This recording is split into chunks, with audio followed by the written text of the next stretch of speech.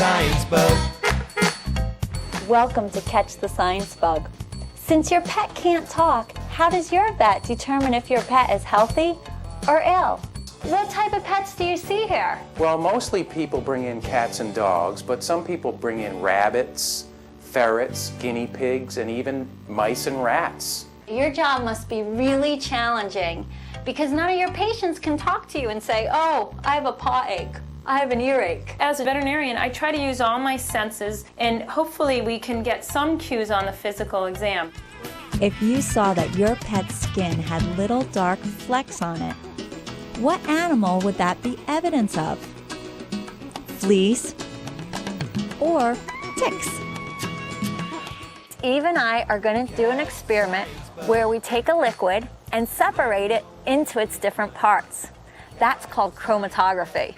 Wow, that's a long word. Today, our science bug investigator is standing by on a farm to show us a bit about planting. Hi, my name is Sage, and I'm going to show you how to plant lettuce.